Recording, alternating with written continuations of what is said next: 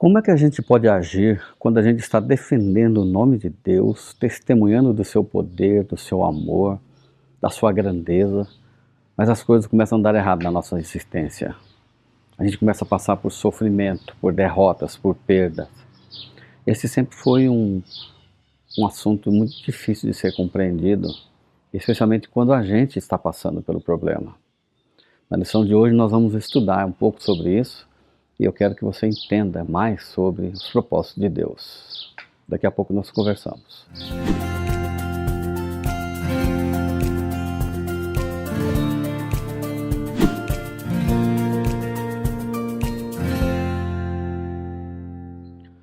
Hoje é quinta-feira, 6 de novembro de 2025. A lição de hoje traz por tema Testemunha do Poder de Deus.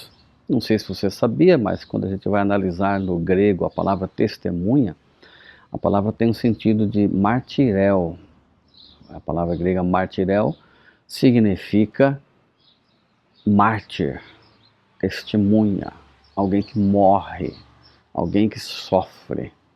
Bom, então se você é uma testemunha de Deus, você vai sofrer em muitos momentos da sua jornada espiritual. Eu quero apresentar para você pelo menos 9 pessoas bíblicas, personagens marcantes e importantes que sofreram enquanto estavam testemunhando do amor de Deus.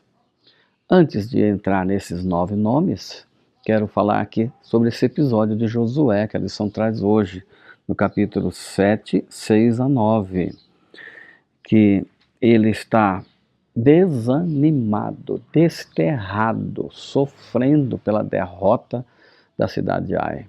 E ele clama a Deus, ele fala com Deus, ele chora. E ele começa com a primeira parte do seu clamor, questionar.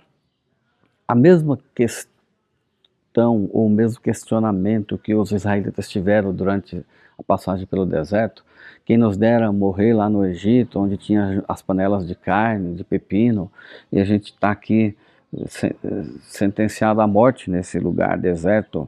O que vão dizer as nações sobre nós? É o mesmo sentimento que está no coração de Josué quando ele começa a conversar com Deus.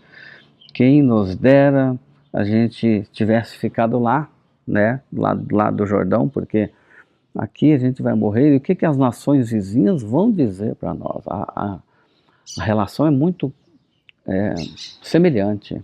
Josué está em profundo desespero, em sofrimento interior. E isso não está escrito por acaso. Talvez isso reflita aquilo que está acontecendo com você agora, que está passando por experiência de sofrimento, de desamparo. Senhor, onde é que o Senhor está? Se o Senhor é o Deus de vitória, de garantias, por que nós estamos sofrendo tudo isso? Por que estamos passando por isso tudo?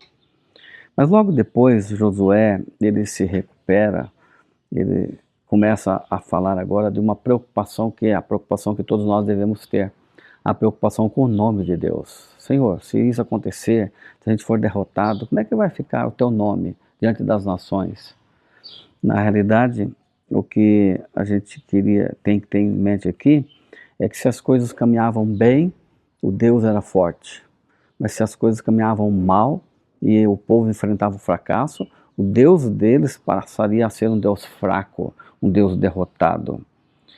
E aqui inclui então um momento crucial na nossa existência. Quando as coisas acontecem que não são do jeito que a gente esperava, a gente tem que tomar uma decisão. O que vamos fazer daqui para frente? E uma das decisões mais importantes é trazer honra e glória ao nome do Senhor. A preocupação não deve ser com o nosso nome, mas com o nome do nosso grande Deus. E eu gosto desse pensamento aqui do escritor Ellen White. Os que estão intimamente ligados a Deus talvez não sejam prósperos nas coisas desta vida. Muitas vezes poderão ser severamente provados e afligidos. E aí eu quero relacionar para você pelo menos 9 nomes marcantes, grandes personagens bíblicos que passaram por esse momento de provação e de sofrimento. O primeiro deles aqui é José. José foi perseguido, difamado, a sua integridade e suas virtudes estavam em jogo, mas ele permaneceu fiel a Deus. Segundo, Davi E esse mensageiro escolhido por Deus foi caçado como um animal, era caçado na selva para ser destruído pelo próprio rei e o seu exército. Terceiro nome, Daniel. Foi lançado numa cova de leões porque era sincero e irredutível na sua lealdade a Deus. Quarto nome, Jó.